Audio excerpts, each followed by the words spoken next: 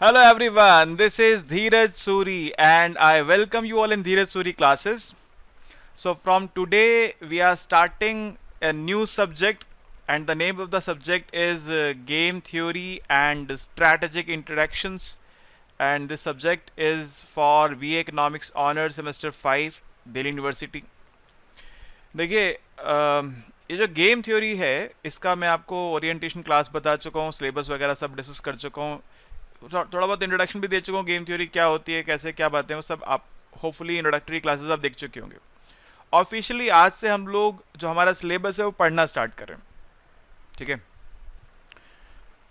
एक बात मैं स्टार्टिंग में आपको बता देता हूँ कि आज का जो लेक्चर है इसमें एंड में जाके कुछ ऐसी इंटरेस्टिंग चीज़ें आपके सामने आएंगी जो आप अदरवाइज आपको पता नहीं चलेंगी. तो बड़े ध्यान से पूरा लेक्चर देखिएगा, बहुत ध्यान से एक बात को सुनिएगा, समझिएगा. एंड में जाके कुछ ऐसी चीज़ें आपके सामने मैं रखूँगा जो इस लेक्चर की क्वालिटी को बहुत ज़्यादा इंक्रीज़ कर देंगे और क्वालिटेटिवली आप समझ पाएंगे कि आपने कुछ गेन किया है इस लेक्चर को सुनने के बाद. तो ध्यान से सुनिएगा और फोकस पूरा रखिएगा लेक्चर के ऊपर. सबसे पहली बात यह है कि ये गेम होती क्या है, what is a strategic game. Strategic game किसको कहते हैं? एक बहुत ही इंटरेस्टिंग टॉपिक है ये. इस गेम थ्योरी को समझना, स्ट्रैटेजिक गेम को समझना, और ये बहुत रियल लाइफ में इजीली डिप्लॉय हो जाती है. आप जगह जगह इसको यूज़ कर पाएंगे. इसको समझने के बाद बहुत जगह यूज़ कर पाएंगे. रियल लाइफ एग्जांपल्स बहुत दिए जा सकते हैं. बेसिकली गेम क्या है कि कुछ लोग हैं जो आपस में अपना वेलफेयर, अपने सेल्फ इंटरेस्ट में एक दूसरे के साथ इंटरेक्ट कर रहे हैं. इंटरेक्शन चल रही है और उस इंटरेक्शन में हर कोई अपने वेलफेयर को बढ़ाना चाहता है. और वो क्या बोलते हैं उसको, दांव पेच हिंदी में बोलते हैं ना, दांव पेच, जिसको आप इंग्लिश में कह सकते हैं स्ट्रैटेजीज. जैसे दो बिजनेस फर्म्स हैं, ठीक है, और वो दोनों फर्म्स एक ही प्रोडक्ट बेचती हैं. मान लीजिए दोनों फर्म्स ये पेन बनाकर बेचती हैं और उनको पता है जो टीचर्स हैं उनको ये पेन चाहिए. अब हर कोई ये चाहेगा कि मैं ज़्यादा से ज़्यादा अपना प्रोडक्ट बेच पाऊँ. मान लीजिए दो फर्म है तो फर्म 1 भी चाहती मैं ज़्यादा प्रोडक्ट बेच पाऊँ, फर्म 2 भी चाहती मैं ज़्यादा प्रोडक्ट बेच पाऊँ. कोई टीचर जैसे कि मैं ये पेन क्यों खरीदेगा या कब खरीदेगा? पहली बात तो मुझे पता होना चाहिए ना कि ये पेन मार्केट में अवेलेबल है. जब तक मुझे पता ही नहीं होगा कि ऐसी कोई चीज़ मार्केट में अवेलेबल है तो मैं कैसे खरीदूंगा? अवेयरनेस बहुत ज़रूरी है. और दूसरी बात, जब मुझे पता है ऐसे कोई प्रोडक्ट अवेलेबल है तो मैं जानना चाहूँगा इसके फीचर्स के बारे में कि इसके फीचर्स क्या हैं. और ये बात जो फर्म इस बिजनेस में उनको मालूम है कि उनको दो काम करने हैं. एक काम करना है एडवर्टाइजमेंट, ताकि लोग अवेयर हो सके हमारे प्रोडक्ट के बारे में, और दूसरा काम करना है रिसर्च एंड डेवलपमेंट, R&D करनी है ताकि हम नए नए फीचर्स ऐड कर पाएं और हमारा प्रोडक्ट ज़्यादा पॉपुलर हो जाए. लेकिन क्या होता है ना, रिसोर्सेज तो लिमिटेड होते हैं, उतने ही पैसे हैं आपके पास. कुछ पैसा आप एडवर्टाइजमेंट में खर्च करेंगे, कुछ पैसा आप R&D में खर्च करेंगे. फर्म 1 ने अपना 70% पैसा एडवर्टाइजमेंट पे खर्च कर दिया और फर्म 2 ने अपना 70% पैसा R&D पे खर्च कर दिया. इससे हुआ ये कि फर्म 1 जल्दी पॉपुलर हो गई मगर फर्म 2 का प्रोडक्ट ज़्यादा सॉलिड बन गया. अब एक आदमी ने एक पेन खरीदा फर्म 1 का क्योंकि वो ज़्यादा पॉपुलर है, ब्रांड नेम उसका ज़्यादा पॉपुलर था, उसने खरीद लिया. खरीदने का पता चला ये तो ढंग से काम ही नहीं करता है क्योंकि उन्होंने R&D पे पैसा ही खर्च नहीं किया था. फिर उसको कहीं से खबर लगती है, कोई दूसरा साथी ने, क्योंकि उन्होंने भी 30% फर्म 2 में ने भी किया था, कोई दूसरा दोस्त है उसने लिया था एक दूसरी कंपनी का पेन, वो कहता है देखो कितना शानदार काम करता है. अब यहां पर देखिए जो फर्म के मैनेजर्स हैं उनको ये डिसाइड करना होता है कि हम एडवर्टाइजमेंट पे ज़्यादा पैसा खर्च करें कि R&D पे ज़्यादा पैसा खर्च करें. मान लीजिए दो उनके पास सामने स्ट्रैटेजीज हैं. अगर सिर्फ R&D करते रहेंगे, एडवर्टाइजमेंट नहीं करेंगे, तो आप अपने घर में अपना प्रोडक्ट बना के नाचते रहिए, जानता ही कोई नहीं आपके प्रोडक्ट को, तो खरीदेगा कैसे? जब तक कोई आपके प्रोडक्ट को खरीदेगा नहीं, जब तक कोई यूज नहीं करेगा, तब तक किसी को क्या बताएगा कि आपका प्रोडक्ट काम का है या नहीं है? तो अब देखना यह है कि सामने वाला क्या कर रहा है आपको नहीं पता, कोई बताने वाला नहीं है कि सामने वाला क्या कर रहा है, दूसरी फर्म क्या कर रही है आपको नहीं पता. उसके कर लेने के बाद पता चलेगा कि उसने क्या किया था। कोई अपनी स्ट्रैटेजी पहले रिवील नहीं करता है। आप क्या करने वाले हैं वो सामने वाले को नहीं पता। अब दोनों फर्म्स को मार्केट में अपना अपना बिजनेस बढ़ाना है, तो उनके पास दो स्ट्रैटेजीज हैं। एक स्ट्रैटेजी क्या है कि आप एडवर्टाइजमेंट कीजिए, दूसरी स्ट्रैटेजी क्या है कि आप रिसर्च एंड डेवलपमेंट पे पैसा खर्च कीजिए। तो किस तरह से मैनेजर्स आपस में इंटरेक्ट करेंगे, अपना प्रॉफिट, पे ऑफ, जो भी आप कहना चाहें, payoff is a wider term than profit, अभी इन बातों को डिस्कस कर दूंगा आपको। तो कैसे अपना वो पे ऑफ या प्रॉफिट बढ़ा सकें, कैसे वो डिसाइड करेंगे, ये सब कुछ इस सब्जेक्ट के अंदर हम लोग पढ़ने वाले हैं। ठीक है, एक छोटा सा एग्जांपल देके मैंने स्टार्ट किया अपनी बात को। बहुत तरह के एग्जांपल्स दिए जा सकते हैं, ये सब्जेक्ट भरा पड़ा है एग्जांपल से। ये आपको पीडीएफ मैंने खोल दी, यहाँ पे नोट्स आपको मिलेंगे। इस नोट्स को पढ़ लेने के बाद आपको कुछ और करने की ज़रूरत नहीं पड़ेगी। इसमें क्वेश्चंस भी हैं, सब कुछ यहीं पर मिल जाएगा आपको आपके जो हमारा लॉगिन अकाउंट है स्टूडेंट्स का वेबसाइट पे, उसके अंदर आपको ये मिल जाएगा नोट्स। जैसे बच्चे पहले से पढ़ते हैं उनको पता है। अब सबसे पहली बात हम बात करते हैं डेफिनेशन की, कि कैसे डिफाइन करेंगे हम एक स्ट्रैटेजिक गेम को। क्या होती है जी स्ट्रैटेजिक गेम? देखिए, a strategic game is a model of interacting decision makers in which each decision maker chooses his plan of action once and for all, and these choices are made simultaneously। थोड़ा छोटा कर लूँ, हाँ आप सही है।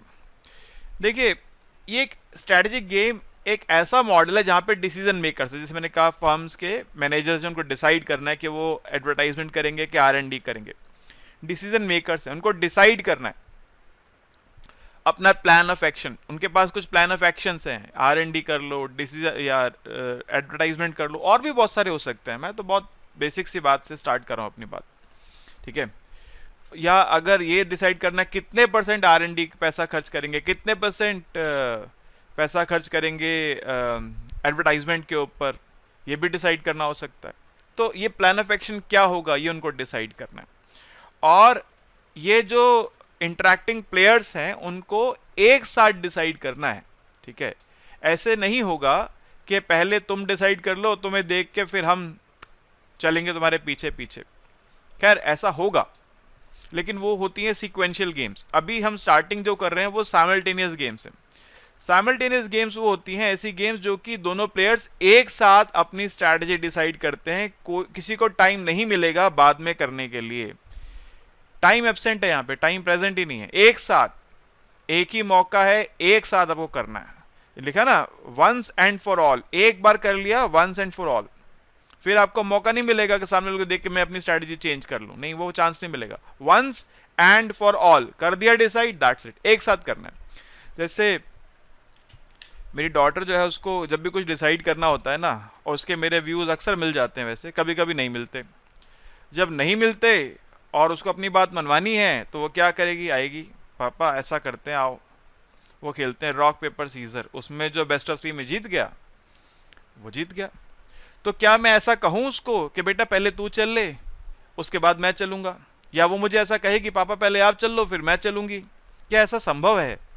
क्योंकि अगर ऐसा कहा गया या ऐसा किया गया तो जो बाद में चलेगा वो जीतेगा। अगर एक प्लेयर ने पेपर चला, दूसरा सर्टेनली सीजर चल देगा, जीत जाएगा सेकंड प्लेयर।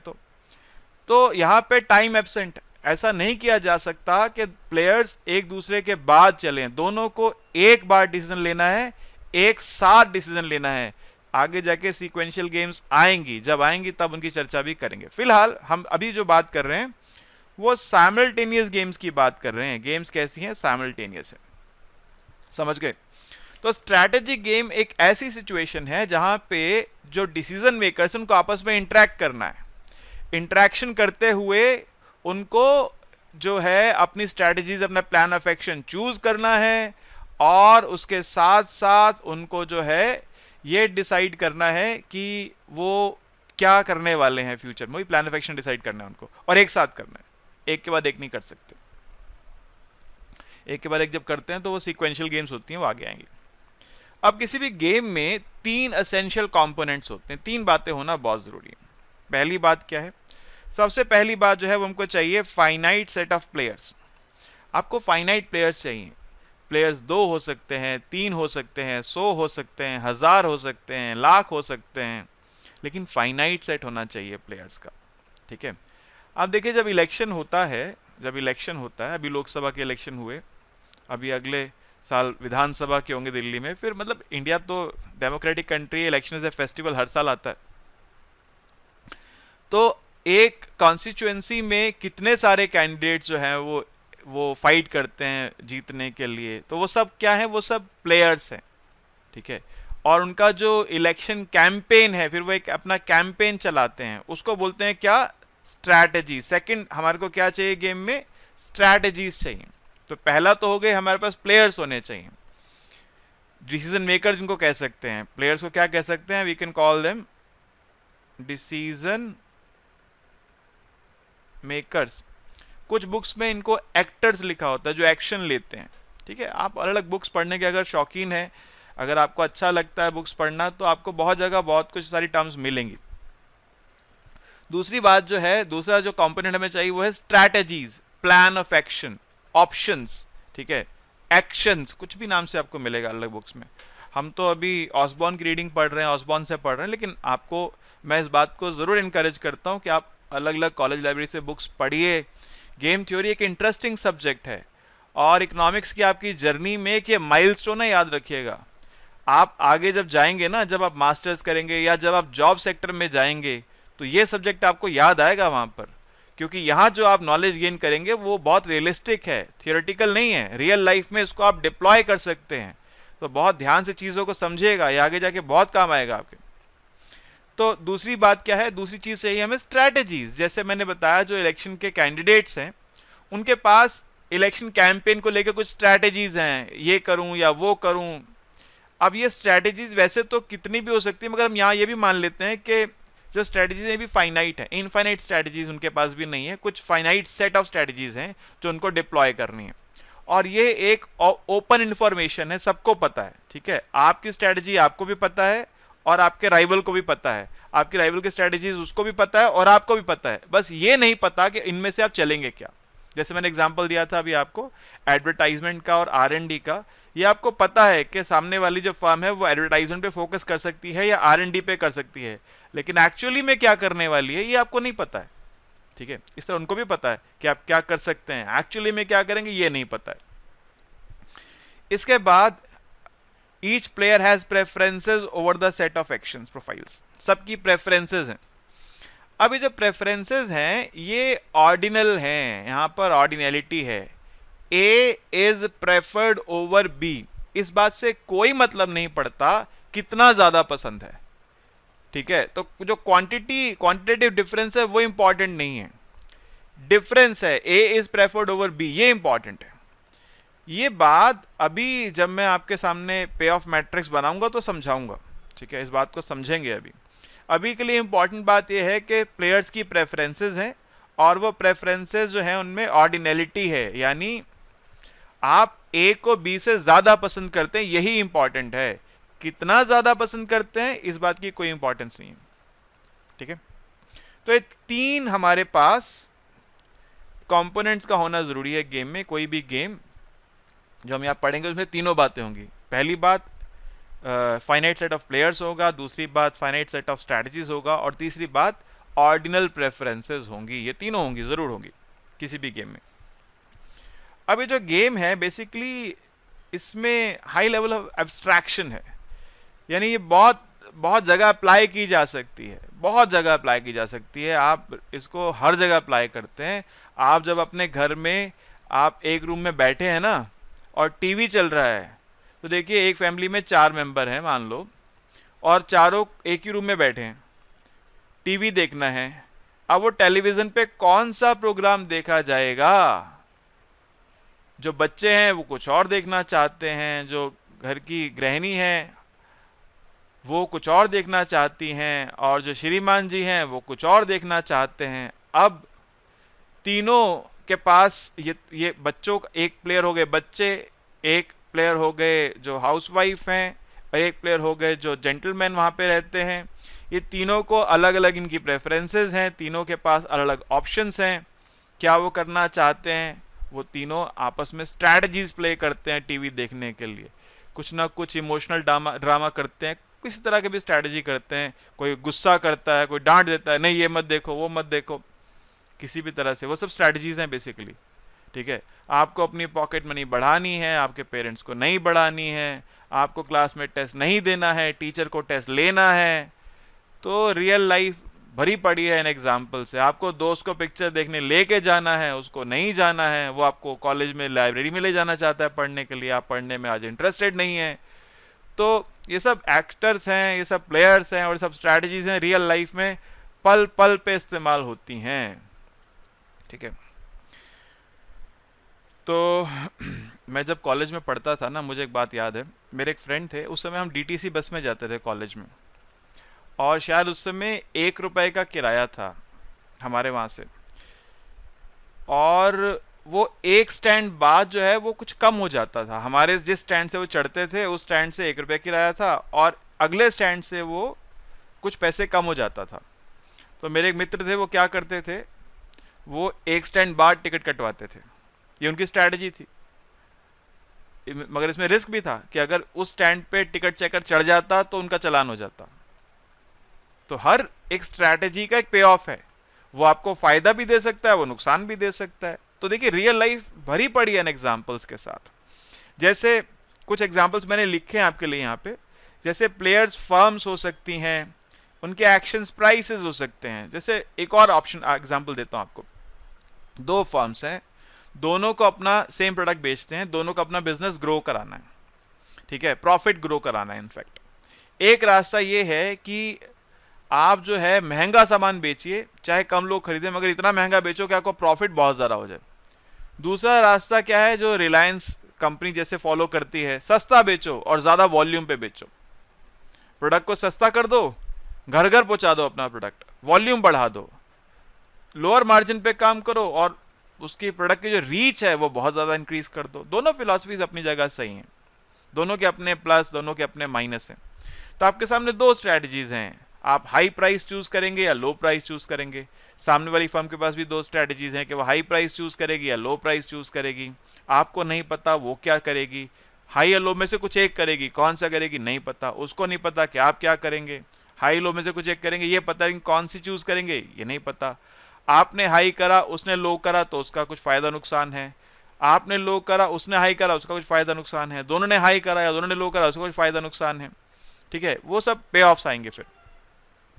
तो प्लेयर्स यहाँ पे क्या हो गए, फर्म्स, उनके सामने मान लीजिए डिसीजन है प्राइस चूज करना, और उनकी फिर प्रेफरेंसेस हैं कि वो हाई प्राइस पसंद करती हैं, लो प्राइस पसंद करती हैं। जैसे मैंने एग्जांपल दिया थोड़ी पहले आपको, प्लेयर्स कैंडिडेट्स हो सकते हैं किसी पॉलिटिकल ऑफिस के लिए, जैसे आप लोकसभा के चुनाव में देखते हैं या विधानसभा के चुनाव में देखते हैं। एक्शंस उनका जो है वो कैंपेन एक्सपेंडिचर हो सकता है, कितना पैसा खर्च करना है, और प्रेफरेंस जो है उनकी reflection of candidates probabilities of winning, कि कितना चांस है जीतने का, पैसा ज़्यादा खर्च करूंगा तो क्या चांस है, कम खर्च करूंगा तो क्या चांस है। प्लेयर्स एनिमल्स भी हो सकते हैं, जो आप देखिए शेर जब शिकार करता है ना, घास में छुप जाता है ताकि जानवर जो है जिसका उसको शिकार करना है वो नज़दीक आ जाए, और जब नज़दीक आ जाएगा तो उस पर अटैक करके कैप्चर कर लूंगा उसको। घास में छुप के बैठा रहता है एकदम, ठीक है। और ऊपर पेड़ पे जो बंदर बैठे हैं महाराज, वो शोर मचाना शुरू कर देते हैं, या जो पक्षी उड़ रहे हैं वो शोर मचाना शुरू कर देते हैं, ताकि बाकी सब जानवर अलर्ट हो जाएं कि शेर आसपास है। तो ये उनके आपस की स्ट्रैटेजीज हैं। शेर की स्ट्रैटेजी है घास में छुप जाना, उनकी स्ट्रैटेजी है शोर मचाना ताकि सबको पता चल जाए। तो ये गेम्स, रियल लाइफ भरी पड़ी है इन गेम्स के साथ। आप देखते हैं कुछ जानवर क्या करते हैं, कुछ एनिमल्स ऐसा करते हैं, जब उनको डेंजर खतरा होता है तो अपना साइज बड़ा कर लेते हैं, अपना शरीर फुला लेते हैं, बड़े नजर आते हैं, ताकि जो उनको ऊपर अटैक करने आया है वो डर के भाग जाए। ऐसा बहुत सारे एनिमल्स करते हैं। तो ये स्ट्रैटेजी है। मैं बता चुका हूँ प्रेफरेंसेस ऑर्डिनल होती हैं। इसमें एक बात मैं आपको साथ डिस्कस करता हूँ। देखिए ऑर्डिनलिटी में एक बात मैं डिस्कस करता हूँ। हम नॉर्मली क्या करते हैं, अभी हम 2 प्लेयर्स की गेम पढ़ रहे हैं, इसमें हम बहुत सारे प्लेयर्स की, 3 की, 4 की, 5 की, 10 प्लेयर्स की गेम भी पढ़ेंगे, आएगी वो सब टॉपिक्स भी आएंगे। फिलहाल मैं स्टार्ट करता हूँ 2 प्लेयर्स से। एक है मान लीजिए प्लेयर 1 और एक है प्लेयर 2। प्लेयर 1 के पास सपोज 2 स्ट्रैटेजीज हैं, एक को बोलते हैं हम लोग टॉप और एक को बोलते हैं हम लोग बॉटम। जस्ट फॉर एग्जांपल बोल रहा हूं। प्लेयर 2 के पास दो स्ट्रेटजीज हैं, एक को बोलते हैं लेफ्ट, एक को बोलते हैं राइट। अब अगर प्लेयर 1 ने टॉप सिलेक्ट किया और प्लेयर 2 ने लेफ्ट सिलेक्ट किया तो होगा ये कि प्लेयर 1 को मिलेगा ए और प्लेयर 2 को मिलेगा बी। लेकिन अगर प्लेयर 1 ने टॉप किया और प्लेयर 2 ने राइट कर लिया तो प्लेयर 1 को मिलेगा सी और प्लेयर 2 को मिलेगा डी। इसी तरह अगर प्लेयर 1 ने बॉटम सिलेक्ट किया और प्लेयर 2 ने लेफ्ट सिलेक्ट किया तो प्लेयर 1 को मिलेगा ई, प्लेयर 2 को मिलेगा एफ।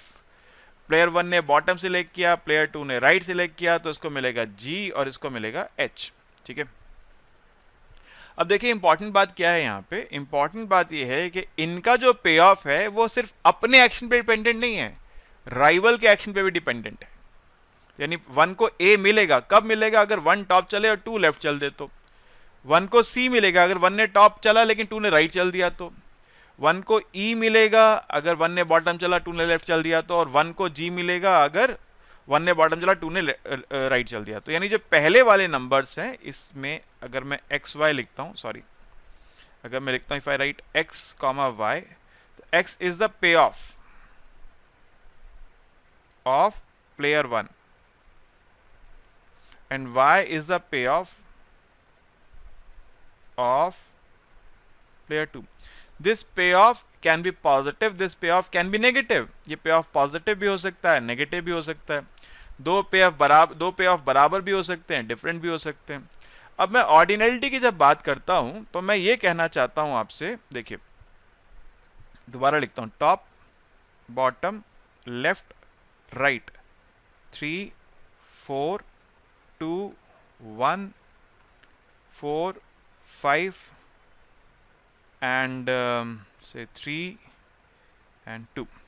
देखिए when I say ordinality, यहां पे देखिए अगर प्लेयर 2 ने लेफ्ट चला है ना, प्लेयर 2 ने अगर लेफ्ट चला है तो प्लेयर 1 के लिए 4 बेटर है 3 से, है ना। तो यानी इस सिचुएशन में प्लेयर 1 के लिए बॉटम बेटर है। अब इस 4 की जगह अगर यहां पर 3.001 होता तो भी उसको बॉटम ही बेटर होता। इसकी जगह अगर यहां पर 1000 होता तो भी उसको बॉटम ही बेटर होता। तो इस बात से कोई फर्क नहीं पड़ता कि ये नंबर कितना बड़ा है, इतना इंपॉर्टेंट है कि ये 3 से बड़ा है, इतना ही चाहिए बस खाली। सो when we say ordinality we mean to say that when we say that player is preferring bottom to top, the payoff at bottom is greater than the payoff at top. How much greater? It doesn't matter. वो 3.3 से 3.001 है या 3 से 1000, इससे कोई फर्क नहीं पड़ता है फिर। ठीक है, तो रैंकिंग जो है वो होगी सिर्फ इस बात पे कि कहाँ पे ऑफ ज्यादा है, कितना ज्यादा है, ये बिल्कुल इंपॉर्टेंट नहीं है। तो हम जब न्यूमेरिकल्स करते हैं ना तो उसमें नंबर्स लिखे होते हैं, ऐसे नंबर्स आएंगे आपके सामने, तो नंबर से घबराइएगा नहीं कि नंबर्स आ गए तो यहाँ पे ऑर्डिनलिटी कहाँ हुई, यहाँ तो कार्डिनलिटी हो गई। कार्डिनलिटी नहीं है। क्यों नहीं है? क्योंकि 3.001 3 से बड़ा है तो वो 3.001 को चुनेगा, भले ही वहां 1000 लिखा हो या 3.001 लिखा हो, 3 से बड़ा इतना ही इंपॉर्टेंट है बस खाली। ठीक है, ये बात ध्यान रखिएगा। ओके जी, साइमल्टेनियस गेम में आपके साथ डिस्कस कर चुका हूं कि दोनों प्लेयर्स को एक साथ अपना एक्शन चूज करना है। अब जैसे मैंने कहा था कि ये जो गेम है इसमें बहुत सारे एग्जाम्पल्स होंगे। अब ये पहला एग्जाम्पल आता है आपके सामने। ये एक माइलस्टोन है इस चैप्टर का। ये माइलस्टोन इसलिए है कि ये एक डायरेक्शन सेट करेगा इस चैप्टर की, और इस पे बेस क्वेश्चन एग्जाम में आ सकता है। कैसा क्वेश्चन आएगा मैं बताऊंगा अभी आपको। ठीक है, इसको अंडरस्टैंड करना बहुत ज़रूरी है, इसको समझना बहुत ज़रूरी है, क्योंकि क्वेश्चन डायरेक्टली प्रिजनर्स डायलेमा के ऊपर नहीं आ जाएगा। क्वेश्चन कुछ इस तरह के आएंगे। मैंने क्वेश्चन लिखे हुए हैं, देखिए दिखाता हूं आपको। आज की क्लास में क्वेश्चंस पे तो नहीं जा पाऊंगा, ये सब questions working on a joint project, duopoly, arms race, tragedy of commons, hermaphroditic fish, ये सब और भी एग्जांपल्स हैं।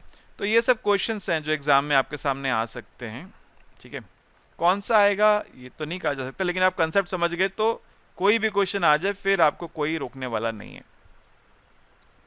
ऐसे करके सीधा प्रिजनर्स डायलेमा लिख के नहीं दे देगा वो। ठीक है, वो कुछ एग्जाम्पल देगा, बाद में पूछेगा क्या ये प्रिजनर्स डायलेमा जैसे गेम है या नहीं है।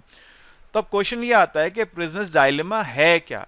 एक एग्जांपल ये है, दूसरे और भी ऐसे एग्जांपल्स आपके सामने आएंगे यहाँ पर जो क्वेश्चन बन के सामने आते हैं। ठीक है, थोड़ा बड़ा चैप्टर है, चैप्टर नंबर 2 पढ़ रहे हैं हम लोग, थोड़ा बड़ा है लेकिन बहुत इंटरेस्टिंग है। अब प्रिजनर्स डायलेमा को समझना शुरू करते हैं। क्या हुआ जी, दो चोर हैं, चोरी करते हैं, पकड़े जाते हैं, चोरी करके पकड़े गए, पुलिस ने पकड़ लिया, लेकिन अब जो पुलिस ऑफिसर है उसके पास सफिशिएंट एविडेंस नहीं है उनके फुल कन्विक्शन के लिए। जो क्राइम उन्होंने किया है पुलिस वालों को पता तो है कि इन्होंने किया है, एविडेंस नहीं है। एविडेंस सिर्फ इतना है कि उन्होंने ताला तोड़ा था, चोरी की कि नहीं की इसका एविडेंस ही नहीं है। अच्छा जी, अब क्या करें? यानी एक माइनर क्राइम का एविडेंस है, मेजर क्राइम का एविडेंस पुलिस के पास नहीं है। अब पुलिस वाला क्या करता है जी, वो उसने भी इकोनॉमिक्स पढ़ी थी, गेम थ्योरी पढ़कर आया था। उसने क्या किया, इन दोनों को दो अलग अलग कमरों में बंद कर दिया। इसको बोलते हैं हम सेल 1, इसको बोलते हैं हम सेल 2।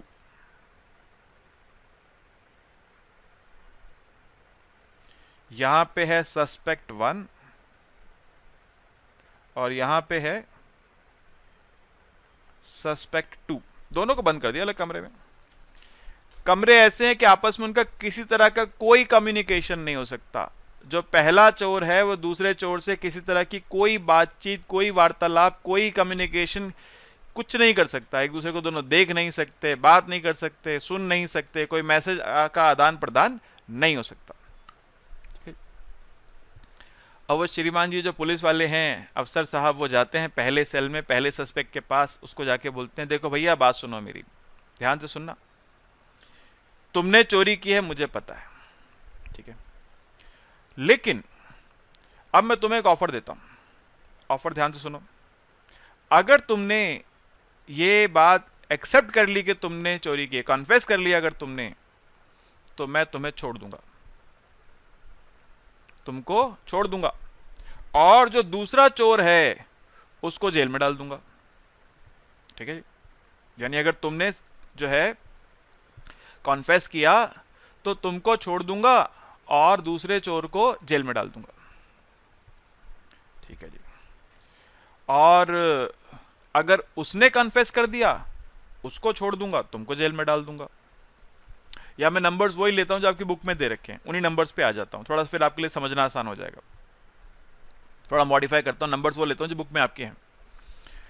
तो पुलिस ऑफिसर बोलता है फर्स्ट सस्पेक्ट को कि अगर तुमने कॉन्फेस किया, ठीक है, और उसने जो है, तुमने कॉन्फेस किया और उसने जो है कॉन्फेस नहीं किया, तो तुम्हारे को जो है 1 साल की पनिशमेंट होगी और उसको 4 साल की पनिशमेंट होगी।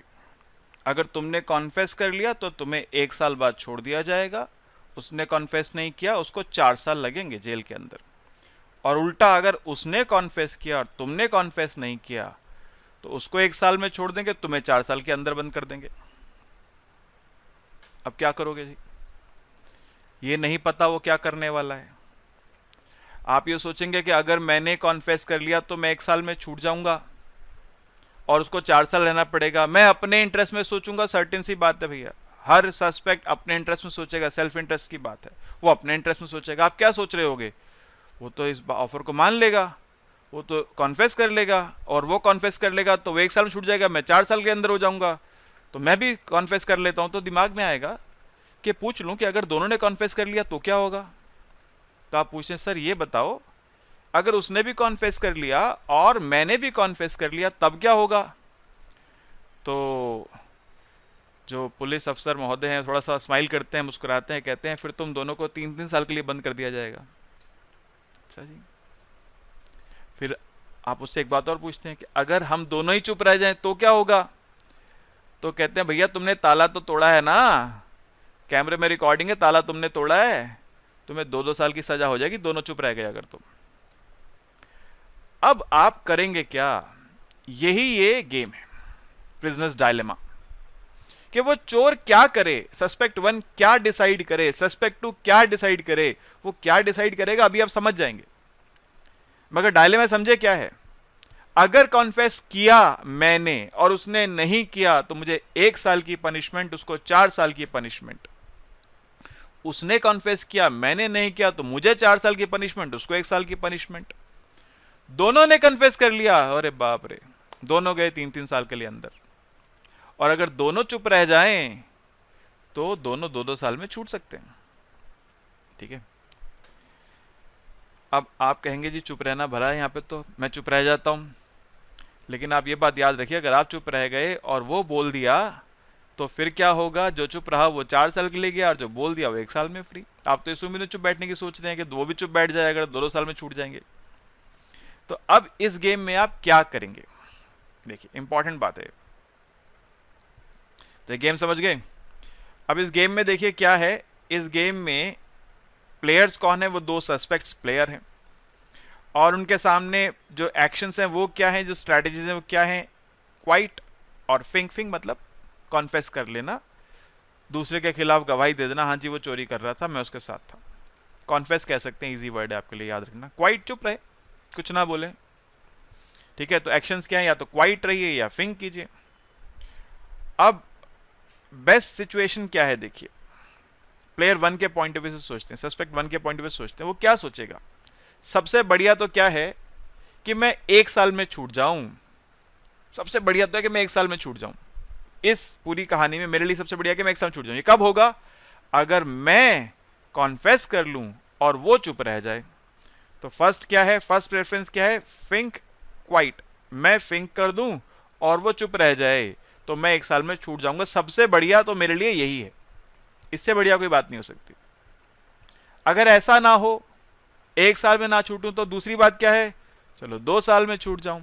2 साल में कब छूटूंगा? जब हम दोनों चुप रह जाएं। तो सेकंड बेस्ट क्या है? क्वाइट क्वाइट, हम दोनों चुप रह जाएं, ये मेरे लिए सेकंड बेस्ट है।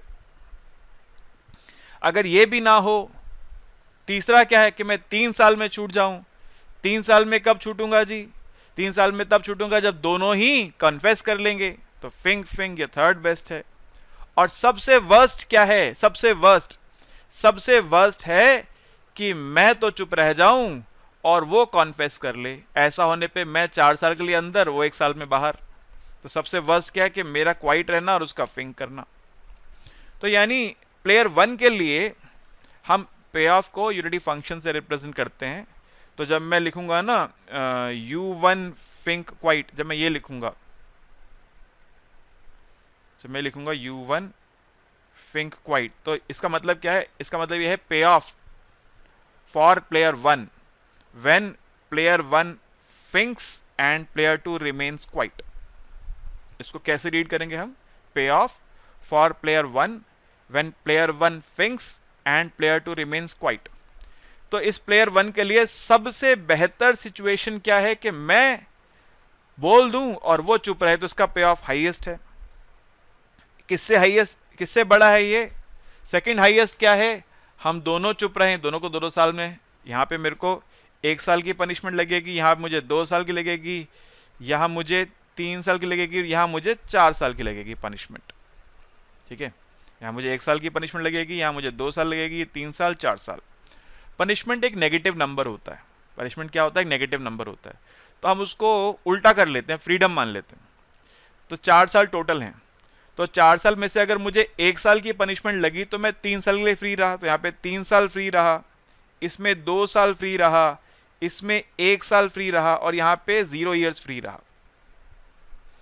तो ये जो प्लेयर 1 है, सस्पेक्ट 1 है, इसने अपनी रैंकिंग सोच ली अपने 1 में कि मेरे लिए सबसे बेहतर क्या है? मेरे लिए सबसे बेहतर है फिंक करना।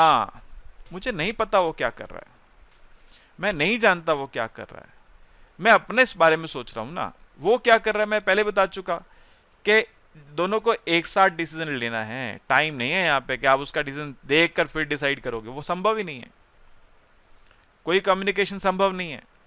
तो उसने अपनी रैंकिंग बना ली। ऐसी प्लेयर 2 क्या सोचेगा? प्लेयर 2 सोचेगा मेरे लिए सबसे बेहतरीन क्या है कि प्लेयर 2 चुप रहे, प्लेयर 1 चुप रहे और प्लेयर 2 फिंक कर दे। प्लेयर 1 तो चुप रह जाए और प्लेयर 2 फिंक कर दे। ऐसे में प्लेयर 1 को 4 साल की सजा होगी, प्लेयर 2 को 1 साल की सजा होगी। मतलब प्लेयर 2 को यहां पर 3 साल का फ्रीडम मिलेगा। ठीक है, नंबर्स मैंने लिख दिए वैसे यहाँ पे। प्लेयर 2 को यहाँ पे 3 साल का फ्रीडम मिलेगा। दूसरा बेस्ट क्या है, दोनों चुप रहे तो वहां पे उसको 2 साल का फ्रीडम मिलेगा। तीसरा बेस्ट क्या है, दोनों ही कॉन्फेस कर लें, इसमें दोनों को 3-3 साल की सजा होगी, तो प्लेयर 2 को 1 साल का फ्रीडम मिलेगा। और प्लेयर 2 के लिए वर्स्ट क्या है कि प्लेयर 2 तो चुप रह जाए और प्लेयर 1 कॉन्फेस कर ले, ऐसे में प्लेयर 2 को 4 साल की सजा हो जाएगी, 0 ईयर्स का फ्रीडम मिलेगा। तो इसको अगर मैं यहाँ पे जैसे मैंने भी मैट्रिक्स बनाया था वैसे लिखना चाहूं तो ये सस्पेक्ट 1 है, इसके सामने 2 ऑप्शन है, क्वाइट, थिंक। सस्पेक्ट 2 के सामने 2 ऑप्शन है, टू रिमेन क्वाइट और टू थिंक। तो आपने क्या पढ़ा था, सबसे बेहतरीन क्या है इसके लिए, सबसे बेहतरीन ये है कि ये तो कर दे थिंक और प्लेयर 2 रहे क्वाइट, तो इसको 3 साल का फ्रीडम मिलेगा। ठीक है। सेकंड बेस्ट ऑप्शन क्या है, सेकंड बेस्ट ऑप्शन ये है कि ये भी क्वाइट रहे और वो भी क्वाइट रहे, तो इसको यहाँ पे 2 साल का मिलेगा। थर्ड बेस्ट ऑप्शन क्या है कि दोनों ही थिंक कर दें, तो इसको 1 साल का फ्रीडम मिलेगा। और फोर्थ बेस्ट ऑप्शन क्या है कि प्लेयर 1 क्वाइट रह जाए और प्लेयर 2 थिंक कर दे, तो इसको 0 ईयर्स का फ्रीडम मिलेगा, 4 साल की सजा हो जाएगी। अब प्लेयर 2 सोच रहा है कि उसके लिए बेस्ट क्या है, उसके लिए बेस्ट है कि प्लेयर 2 थिंक करे, प्लेयर 1 क्वाइट हो जाए, तो उसको 3 साल का फ्रीडम मिलेगा, 1 साल की सजा होगी। ठीक है। और सेकंड बेस्ट उसके लिए क्या है, दोनों क्वाइट रह जाएं, क्वाइट, उसमें उसको 2 साल की फ्रीडम मिलेगी। ठीक है। थर्ड बेस्ट उसके लिए क्या है, थर्ड बेस्ट उसके लिए ये है कि दोनों थिंक कर दें, इसमें उसको 1 साल का फ्रीडम मिलेगा। और फोर्थ बेस्ट है कि सेकंड प्लेयर क्वाइट रह जाए, फर्स्ट प्लेयर थिंक कर दे, इसमें उसको 0 ईयर्स का फ्रीडम मिलेगा। तो ये हमारा एक पे ऑफ मैट्रिक्स बन गया। आप कहेंगे सर नंबर्स तो आ गए, मैं कहूँगा हाँ जी नंबर्स आ गए, लेकिन देखो बात समझना, बात ध्यान से, यहाँ पे अगर ये 3 साल की बजाय 2.000001 ईयर्स का फ्रीडम मिलेगा तो भी ये 2 से बेटर है, ये मतलब ऑर्डिनैलिटी का है। ठीक है। इसलिए हम क्या करते हैं, बजाय इन नंबर्स पे फोकस करने के हम रैंकिंग पे फोकस करते हैं। Quite, think, quite, think. तो इसके लिए बेस्ट क्या था, प्लेयर 1 के लिए बेस्ट था to think when other player is quiet. Second best था both remain quiet. Third best है बोथ थिंक। फोर्थ बेस्ट है player 1 remains quiet when player 2 thinks. Player 2 के लिए बेस्ट क्या है, player 2 thinks when player 1 is quiet. Second best है both players are quiet. Third best है both player think. And fourth best है when second player is quiet and first player thinks. तो ये ranking important है, ये ordering important है। कोई game prisoners dilemma होगी या नहीं होगी, क्वेश्चन पूछेगा क्या ये गेम प्रिजनर्स डायलेमा को रिप्रेजेंट करती है। कोई गेम प्रिजनर्स डायलेमा होगी या नहीं होगी, इसका सबसे पहला, सबसे बेसिक जो क्राइटेरिया है वो ये रैंकिंग है। ये रैंकिंग आपको याद रखनी होगी सर। 1 2 3 4, 1 2 3 4, ये रैंकिंग इसी तरह से होनी चाहिए। तो अगर रैंकिंग का ऑर्डर ये है तो मतलब वो जो गेम आपको गिवन है वो प्रिजनर्स डायलेमा हो सकती है कि नहीं, अभी कुछ बातें और ऐड करूंगा, समझ गए। अब सवाल ये भी आएगा आपके मन में कि सर ये करेंगे क्या ऐसे में, अभी बताऊंगा, अभी आएगी कि क्या करेंगे, अब आएगा बात अभी। लेकिन सबसे पहली इंपॉर्टेंट बात क्या है जो एग्जाम के पॉइंट ऑफ व्यू से इंपॉर्टेंट है, जब क्वेश्चन आएगा तो आपसे पूछेगा, जैसे देखो मैंने आपको दिखाया अभी क्वेश्चन, देखो किस तरह से पूछता है आपके सामने। वो कहता है represent the above situation in a matrix form by taking random numbers to reflect your and your friends preference in is this game an example of prisoner's dilemma. इस तरह से लैंग्वेज थोड़ी ट्विस्ट करके इस तरह से पूछेगा, कुछ नंबर्स डाल दीजिए रैंडमली, अपने मन से डाल दीजिए। अब नंबर्स आप कैसे डालेंगे ये भी सीखना है, वो ऑर्डर पे बेस्ड होंगे, जो ऑर्डर में आप पे बना रहे हैं उस ऑर्डर पे बेस्ड होंगे। नंबर्स डालने, फिर ये डिसाइड करना है कि ये गेम प्रिजनर्स डायलेमा है या नहीं है, और डिसाइड करने का सबसे पहला जो मंत्रा है वो क्या है, ये रैंकिंग। जो रैंकिंग मैंने आपको दी है, सबसे पहला मंत्रा ये रैंकिंग है। तो पहला क्राइटेरिया क्या है? ये रैंकिंग, ये आपको ध्यान रखनी है सर। ठीक है जी, क्लियर होगी बात आपको? ओके जी, इतनी बात समझ गए, समझदार बच्चे में से आप लोग। अब एक इंपॉर्टेंट कंसेप्ट नया यहाँ पे स्टार्ट करते हैं, और वो कंसेप्ट है हमारा, इसको बोलते हैं हम लोग नैश इक्विलिब्रियम। नैश इक्विलिब्रियम, देखिए एक फेमस मैथमेटिशियन हुए जॉन नैश, उन्होंने एक कंसेप्ट दिया, उनके नाम पर है नैश इक्विलिब्रियम। ये कंसेप्ट ये कहता है कि when all the players are playing their best response and they do not want to deviate from that response, then such responses, the set of such responses is Nash equilibrium. जब आप अपने best response पर हैं और वहां से आप deviate करना नहीं चाहते हैं, तो ये नैश इक्विलिब्रियम है। अब क्वेश्चन एक मन में आता है मेरे कि मुझे कैसे पता होगा कि वो क्या चलेगा, क्योंकि उसके कुछ चलने पर मेरा जो है पे ऑफ बदल सकता है।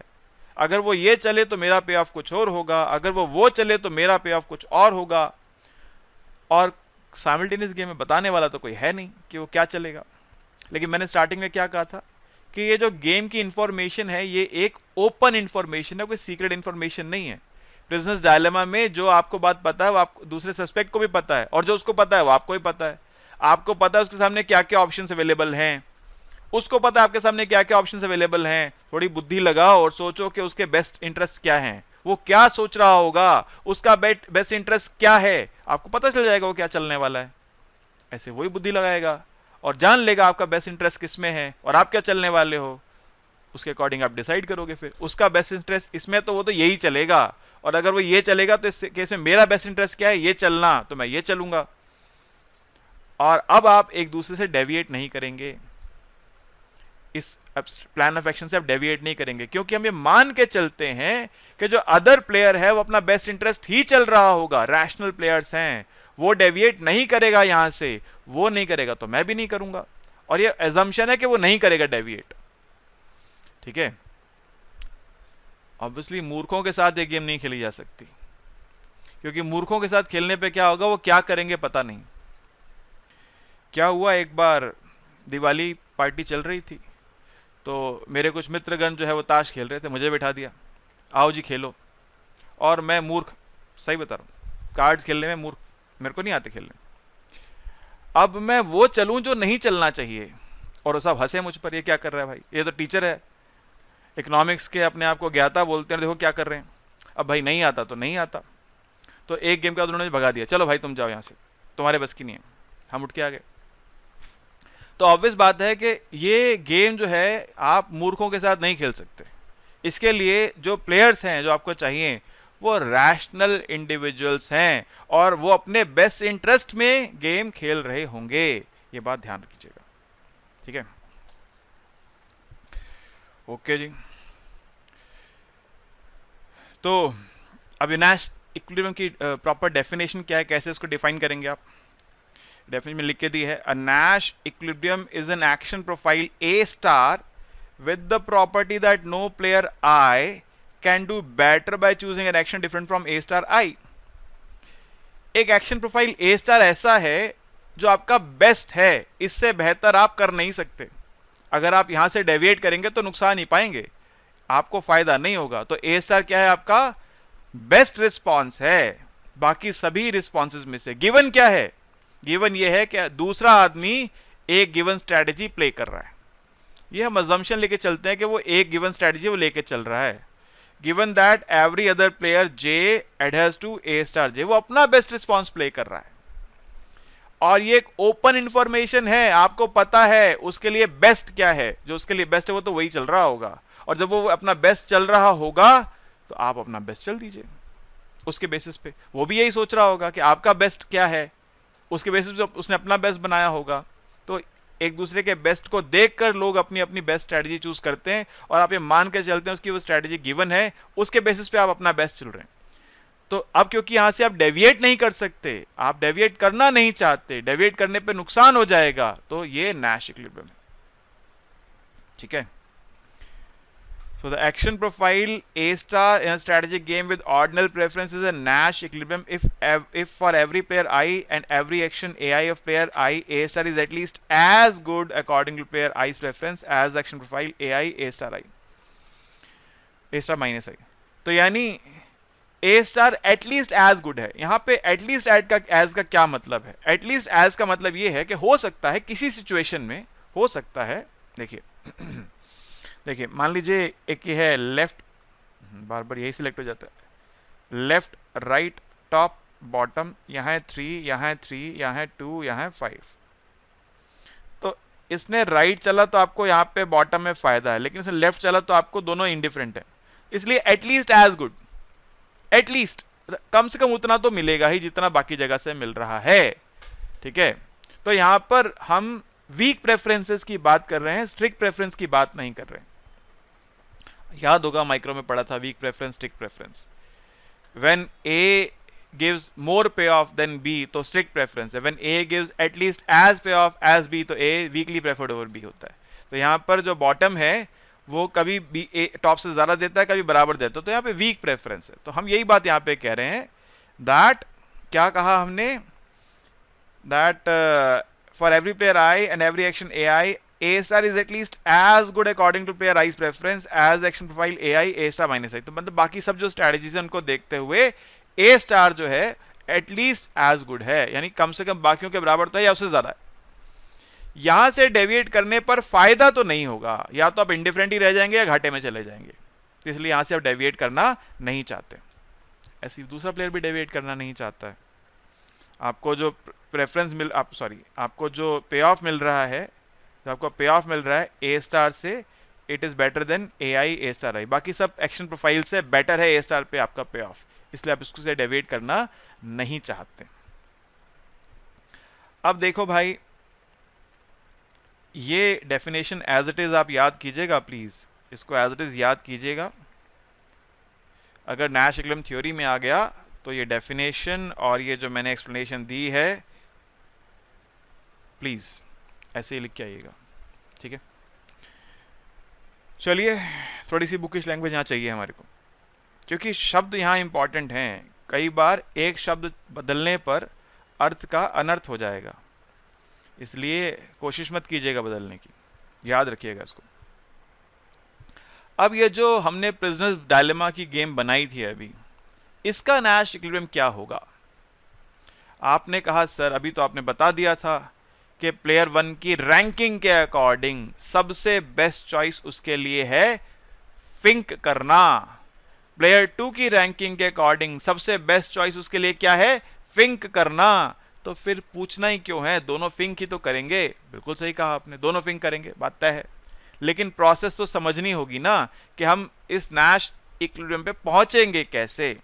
देखिए, प्लेयर 1 ये सोचेगा कि अगर प्लेयर 2 क्वाइट प्ले करता है तो मेरे को क्या है, मेरे को क्वाइट रहने पर 2 ईयर्स का फ्रीडम मिलेगा, फिंक करने पे 3 ईयर्स का फ्रीडम मिलेगा, तो मेरे लिए फिंक करना बेटर है। उसने फिंक पे अंडरलाइन लगा दिया।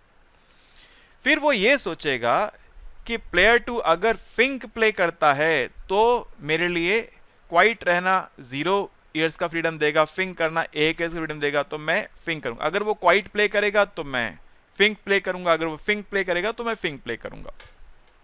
ठीक है, आप कहेंगे सर ये कैसे पता चलेगा वो क्या प्ले करेगा? अभी सोचिए ना, अभी तो आपने अपना सोच लिया, अब आप उसका सोचेंगे। अब आप क्या करेंगे? उसका सोचेंगे। वो क्या सोचेगा? अब प्लेयर 1 प्लेयर 2 के पॉइंट ऑफ व्यू सोच रहा है। वो सोचेगा कि सस्पेक्ट 2 ये जानना चाहेगा कि मैं क्या कर रहा हूं। अगर मैंने क्वाइट प्ले करा तो वो 2 3 में से 3 पसंद करेगा, वो फिंक प्ले करेगा। और मैंने अगर फिंक करा तो 0 1 में से 1 बेटर है, वो फिंक करेगा। यानी मैं कुछ भी करूं वो तो फिंक ही चलेगा, और वो फिंक चलेगा तो मैं तो फिर फिंक ही चलूंगा। ऐसे ही प्लेयर 2 भी सोचेगा, पहले अपना पे ऑफ सोचेगा, फिर प्लेयर 1 का सोचेगा। वो जान जाएगा प्लेयर 1 तो फिंक करने वाला है। ठीक है, वो पिक्चर देखी आपने कौन सी, चक दे इंडिया? वो लास्ट में जब वो मार रहे होते हैं हॉकी से, वो शाहरुख खान बेटा सोच रहा होता है पैर दाईं तरफ, हॉकी बाईं तरफ। वो सीन बड़ा इंटरेस्टिंग लगता है मेरे को, देखने में बड़ा मजा आता है। अरे ये तो राइट साइड मारने वाली है या लेफ्ट साइड मारने वाली है, ऐसा कुछ वो स्ट्रैटेजी मन में सोच रहा होता है। ठीक है, तो वो सब क्या है बेसिकली, ये आप दूसरे का सोच रहे हैं कि वो क्या करने वाला है और उसके बेसिस पे मुझे क्या करना चाहिए, ये बात यहां पे हो रही है।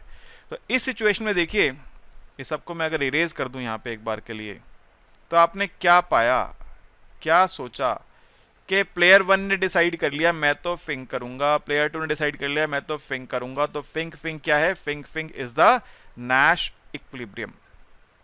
ठीक है, अब फिंक फिंक नैश इक्विलिब्रियम है बात सही है। कोई और एक्शन प्रोफाइल नैश इक्विलिब्रियम हो सकता है क्या? देखो हर बात मैंने सिस्टमेटिकली लिख के दी है आपको, जो मैं बोल रहा हूं ना सब लिख के दे दिया, एक एक बात लिख के दी हुई है आपको, ये आप एज इट इज ध्यान कर लेंगे तो फिर कहीं दाएं बाएं देखने की जरूरत नहीं पड़ेगी आपको। तो क्या कोई और एक्शन प्रोफाइल नैश इक्विलिब्रियम हो सकता है क्या? No other action profile is a Nash equilibrium. कोई और नैश इक्विलिब्रियम नहीं हो सकता है। क्यों नहीं हो सकता जी? क्वाइट क्वाइट क्यों नहीं हो सकता नैश इक्विलिब्रियम? क्योंकि देखो अगर क्वाइट क्वाइट प्ले करा, सपोज अगर क्वाइट क्वाइट प्ले करते हैं, तो जो सस्पेक्ट 2 है वो सोचेगा कि अगर प्लेयर 1 क्वाइट प्ले कर रहा है तो मेरे लिए बेस्ट रिस्पॉन्स तो फिंक है, तो वो डेविएट कर जाएगा। नैश इक्विलिब्रियम वो स्ट्रेटजीज हैं जहां से आप डेविएट करना नहीं चाहते। क्वाइट क्वाइट में सस्पेक्ट 2 अगर उसको ये पता हो चल जाए कि सस्पेक्ट 1 क्वाइट प्ले करने वाला है, तो वो सर्टेनली फिंक प्ले करेगा, वो क्वाइट प्ले नहीं करेगा, क्योंकि उसको फिंक करने पे ज्यादा पे ऑफ मिलेगा, तो यानी से डेविएट कर जाएगा। और अगर कोई एक भी प्लेयर डेविएट कर सकता है इस सिचुएशन से, तो ये नैश इक्विलिब्रियम नहीं हो सकती। मैंने ये बात भी लिख दिया। To show that a pair of actions is not a Nash equilibrium, it is not necessary to study player 2's decision once we have established that player 1 wants to deviate. It is enough to show that one player wishes to deviate to show that a pair of actions is not a Nash equilibrium. यानी अगर कोई एक भी deviate कर सकता है तो फिर दूसरे को मत चेक करो। फिर ये चेक करने की जरूरत नहीं है कि अगर प्लेयर 2 डेविएट कर सकता है तो 1 डेविएट करेगा, यानी चेक करने की जरूरत ही नहीं है। कोई अगर एक भी डेविएट कर सकता है तो नैश इक्विलिब्रियम ये नहीं है, क्योंकि नैश इक्विलिब्रियम पे कोई भी डेविएट नहीं करना चाहता। कोई भी प्लेयर ऐसा नहीं होगा जो वहां से डेविएट करना चाहे, सब वहीं रहना चाहेंगे। तो इसलिए क्वाइट क्वाइट नहीं है, फिंक क्वाइट भी नहीं है कि प्लेयर 1 ने अगर फिंक प्ले करा और प्लेयर 2 ने क्वाइट प्ले करा तो क्या होगा? प्लेयर 1 फिंक कर रहा है, प्लेयर 2 क्वाइट कर रहा है, तो प्लेयर 2 को अगर पता चल जाए प्लेयर 1 फिंक करने वाला है तो 0-1 में से 1 बेटर है, वो तो डेविएट कर जाएगा। तो अगर एक भी प्लेयर डेविएट कर सकता है तो नैश नहीं है। ऐसे ही क्वाइट फिंक भी नहीं हो सकता नैश इक्विलिब्रियम। क्वाइट फिंक क्यों नहीं हो सकता? अगर प्लेयर 1 क्वाइट चल रहा है, प्लेयर 2 फिंक चल रहा है, तो अगर प्लेयर 1 को पता चल जाए प्लेयर 2 फिंक चलने वाला है तो प्लेयर 1 डेविएट कर जाएगा फिंक पे। तो जब कोई एक प्लेयर डेविएट कर सकता है तो ये नैश इक्विलिब्रियम नहीं हो सकता है। ठीक है, तो नैश क्या है यहां पे? Fink Fink. The prisoner's dilemma has only one Nash equilibrium in which both suspects choose Fink. तो Fink, Fink is the Nash equilibrium. सवाल यहाँ पे ये पैदा होता है, क्या ऐसा हो सकता है कि गेम्स के एक से ज्यादा नैश इक्विलिब्रियम हो सकता है जी? क्या ऐसा हो सकता है गेम का एक भी नैश इक्विलिब्रियम ना हो? आप बुक में पढ़ेंगे लिखा नहीं हो, ऐसा हो सकता है गेम में एक भी नैश इक्विलिब्रियम ना हो, लेकिन वो यहाँ पर बात कर रहा है प्योर स्ट्रेटेजी की, मिक्स की बात नहीं कर रहा है। तो जब प्योर स्ट्रेटेजी इक्विलिब्रियम नहीं होगा तो मिक्स्ड होगा। मिक्स आगे पढ़ेंगे आप, ठीक है, आगे चैप्टर आएगा वहां मिक्स पढ़ेंगे, मिक्स क्या होता है पढ़ेंगे आगे। तो फिलहाल मैं इस बात पे फोकस करता हूं कि ऐसा संभव है कि किसी गेम के एक से ज्यादा प्योर स्ट्रैटेजी नैश इक्विलिब्रियम हो। ये बात संभव है कि किसी गेम में एक भी प्योर स्ट्रैटेजी नैश इक्विलिब्रियम ना हो। ये बात भी संभव है किसी गेम में एक प्योर स्ट्रैटेजी नैश इक्विलिब्रियम हो, जैसा इस गेम में है एक प्योर स्ट्रैटेजी नैश इक्विलिब्रियम है। ठीक है, अब बात जरा ध्यान से देखिए, ध्यान से देखिए, देखिए जी,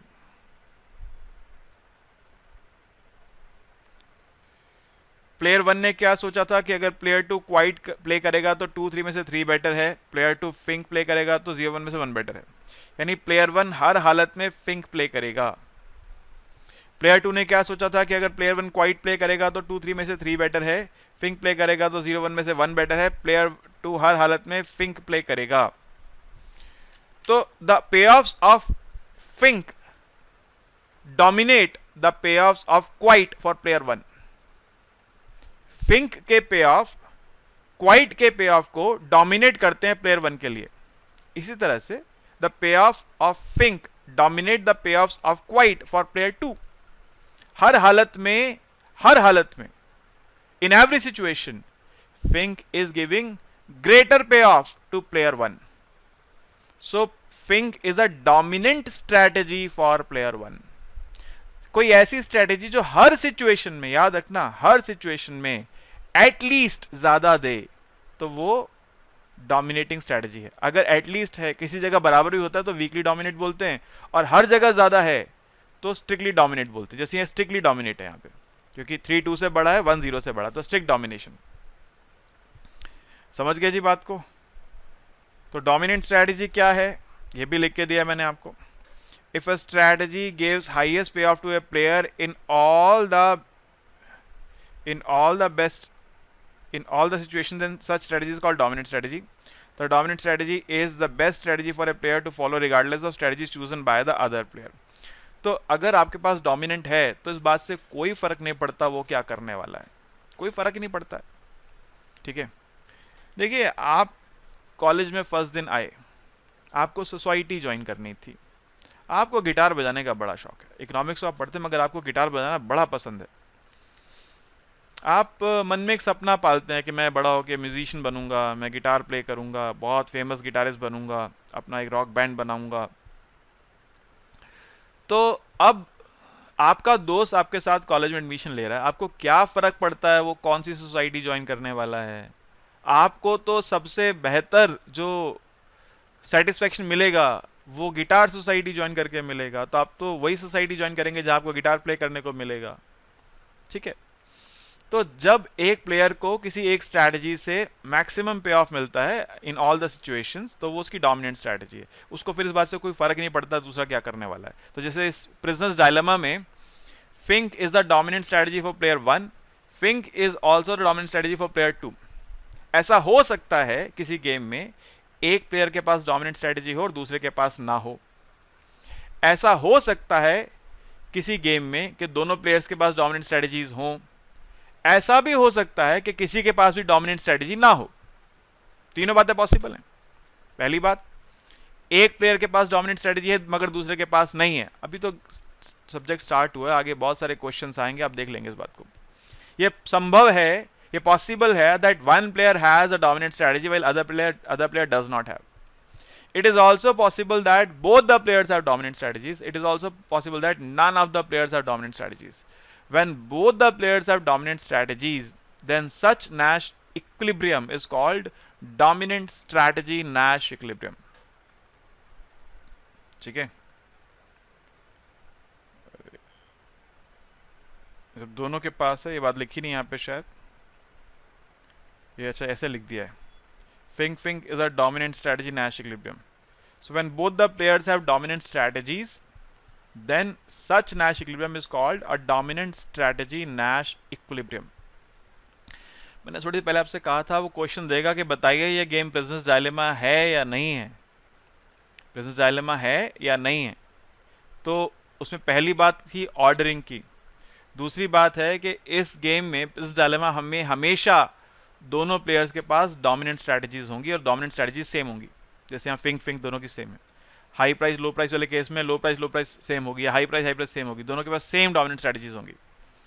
तो दूसरा जो इसका लक्षण है, कैरेक्टरिस्टिक है, फीचर है, वो ये है कि इस गेम में दोनों प्लेयर्स के पास डोमिनेंट स्ट्रैटेजीज होती हैं और सेम स्ट्रैटेजीज डोमिनेंट स्ट्रैटेजीज होती हैं दोनों की। ठीक है, तीसरा जो फीचर है, तीसरी बात, वो है इनएफिशिएंसी। अब ये इनएफिशिएंसी क्या है भाई? What is meant by inefficiency? देखो, ये दोनों चोर जो हैं, चोर को चोरी तो कहेंगे, क्यों जी, कुछ गलत थोड़ी कह रहा हूं। ये दोनों चोर ने क्या किया, इसने भी फिंक प्ले कर दिया, इसने फिंक प्ले कर दिया, और दोनों 3-3 साल के लिए जेल में बंद हो गए। सिर्फ 1-1 साल का फ्रीडम मिला। लेकिन अगर दोनों चुप रह जाते, कॉपरेट करते, ये सोचते दोस्ती है कितनी पुरानी, कितने समय से साथ चोरी करते आ रहे हैं, हम दोस्त हैं, कॉपरेट करेंगे, अगर कॉपरेट करते, चुप रह जाते, तो दोनों 2-2 साल में नहीं छूट जाते? क्यों? अभी जो 3-3 साल की सजा हुई तब 2 साल की सजा होती सिर्फ। कॉपरेट करने पे उनको पे ऑफ ज्यादा बेटर मिलता, लेकिन उन्होंने कॉपरेट नहीं किया क्योंकि कॉपरेट करना उनके बेस्ट इंटरेस्ट में ही नहीं था। तो ये इनएफिशिएंसी है। हर नैश इक्विलिब्रियम इनएफिशिएंट नहीं होता है, बात जान लीजिए। ऐसा नहीं है कि कहीं भी नैश इक्विलिब्रियम होगा तो इनएफिशिएंट ही होगा। प्रिजनर्स डायलेमा का जो नैश इक्विलिब्रियम है वो इनएफिशिएंट होता है। ये तीसरा लक्षण है, तीसरी पहचान है।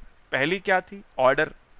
दूसरी क्या बताई थी अभी अभी? डोमिनेंट स्ट्रैटेजी सेम होनी चाहिए। और तीसरी पहचान क्या है कि यहां पर जो नैश इक्विलिब्रियम होगा वो इनएफिशिएंट होगा, एफिशिएंट नहीं होगा। अगर दोनों कॉपरेट कर जाते तो दोनों का पे ऑफ बढ़ जाता। तो जब क्वेश्चन आपको चेक करने को बोलेगा तो पहली बात क्या चेक करेंगे? वो ऑर्डर चेक करेंगे। दूसरी बात क्या चेक करेंगे? कि दोनों के पास डोमिनेंट स्ट्रेटजी है कि नहीं है। और तीसरी बात क्या चेक करेंगे? क्या इनएफिशिएंसी नैश इक्विलिब्रियम में है या नहीं है। ठीक है, when by cooperation the players can increase their payoff, then the Nash equilibrium is inefficient. In prisoner's dilemma, if both the suspects cooperate and remain quiet, they both can increase their payoff from 1-1 to 2-2. So here the Nash equilibrium is inefficient. ये बात याद रखिएगा, दिमाग में बैठा लीजिएगा। हर Nash equilibrium inefficient नहीं होता है। Inefficient होने पर एक ये कैरेक्टरिस्टिक है prisoner's dilemma का। ठीक है, ये मत सोच लीजिएगा कि हमेशा Nash equilibrium inefficient ही होने वाला है, ऐसा नहीं है भाई। यहां इनएफिशिएंट है प्रिजनर्स डायलेमा में, ये पहचान है उसकी। जब क्वेश्चन आएगा तो पहचानोगे कैसे? आपको कैरेक्टरिस्टिक्स चाहिए। और लास्ट कैरेक्टरिस्टिक है सिमेट्री। ये ना भी हो तो भी चलेगा, ठीक है, इस पे हम इतना फोकस नहीं करते, लेकिन सिमेट्री भी एक कैरेक्टरिस्टिक है कि अगर मैं सस्पेक्ट 1 की जगह 2 कर दूं, 2 की जगह 1 कर दूं तो पे ऑफ्स बदल जाएंगे, मगर सेम बनेगी टेबल। अगर 2 को यहां कर दूं, 1 को यहां कर दूं तो पे ऑफ टेबल एकदम सेम बनेगी, बिल्कुल सेम बनेगी, कोई फर्क नहीं आएगा। ठीक है, तो अब important point, how to determine whether a game represents prisoner's dilemma और नॉट। सबसे पहली बात, प्रेफरेंस ऑर्डरिंग। दिमाग में ये प्रेफरेंस ऑर्डरिंग छाप लो, इसको छाप लो भैया। ठीक है, ये अपने दिमाग में सेट कर लो। ये पहली पहचान है किसी भी गेम के किसी भी गेम के प्रिजनर्स डायलेमा होने के। दूसरी पहचान, dominant strategies.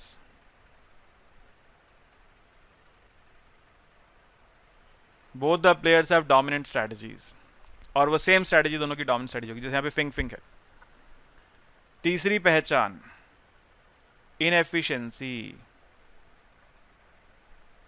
Nash equilibrium is inefficient in case of prisoner's dilemma. Inefficient होता है prisoner's dilemma के केस में। ठीक है, और चौथी पहचान, symmetry. यानी if we interchange player 1 with player 2, matrix will not change, payoff matrix will not change, it will remain the same. मगर ये आप इसके बिना भी आप कर देंगे, ठीक है, प्रिजनर्स डायलेमा को, ओके, ठीक है। लेकिन आपको जो क्वेश्चन आएगा ना, 99% यही चांस है कि चारों बातें उसमें सेटिस्फाई हो रही होंगी प्रिजनर्स डायलेमा के लिए। बात समझ गया जी आप लोग? तो सिमेट्री भी लिख के दिया मैंने आपको यहाँ पर, तो ये बात आपको ध्यान रखनी है सर। ठीक है, देखिए इस आज की क्लास का सबसे इंपॉर्टेंट जो पॉइंट है वो यही है कि कैसे पहचाने कि गेम प्रिजनर्स डायलेमा है या नहीं है।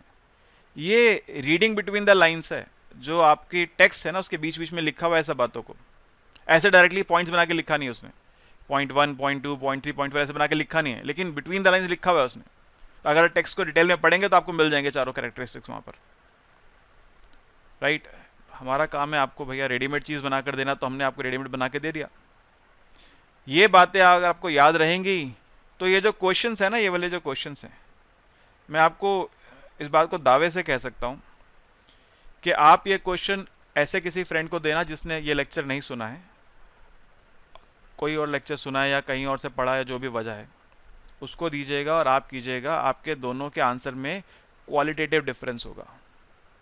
ठीक है, एक क्वालिटेटिव डिफरेंस आप दोनों के आंसर में आपको ही नजर आ जाएगा, अरे देखो इसने ये बातें लिखी ही नहीं है, ये बातें इसको पता ही नहीं है। राइट, तो अभी इतना ही, फिर नेक्स्ट क्लास में इसके जो क्वेश्चंस हैं ये सब करना शुरू करेंगे। पहले आप इतना डाइजेस्ट कर लीजिए, सब बातों को अच्छे से समझ लीजिए, नोट्स बना लीजिए। साथ साथ लिखना अच्छा होता है, वैसे आपको पीडीएफ मिल जाएगा, आपको पता पीडीएफ मिल जाता है, पीडीएफ मिल जाएगा, लेकिन साथ साथ लिखना अच्छा होता है। आप साथ साथ लिख के चलेंगे तो बेहतर है, आपको याद रहेगा सब बातों को। ठीक है जी, तो होपफुली इतनी बात आप लोग समझ गए हैं। फिर भी कोई क्वेरी ऐसी है, कोई बात ऐसी है जो आपको समझ में नहीं आई है, आप मुझसे पूछना चाहते हैं, तो ये नीचे मेरा व्हाट्सएप नंबर है, व्हाट्सएप पे डिस्कस कर सकते हैं, कॉल पे डिस्कस कर सकते हैं। और जो सब्सक्राइब्ड स्टूडेंट्स हैं, क्योंकि पहला लेक्चर है यूट्यूब पे तो जाएगा ही जाएगा, तो जो सब्सक्राइब्ड स्टूडेंट्स हैं वो तो डाउट सेशन में आके पूछते हैं लाइव सेशन में, और जो बच्चे यूट्यूब पे ही देख रहे हैं, सिर्फ उनकी कोई क्वेरी है तो आप व्हाट्सएप कीजिए, कॉल कीजिए और अपनी क्वेरी को मेरे साथ डिस्कस कर लीजिए। ठीक है जी, okay, thank you, goodbye, take care.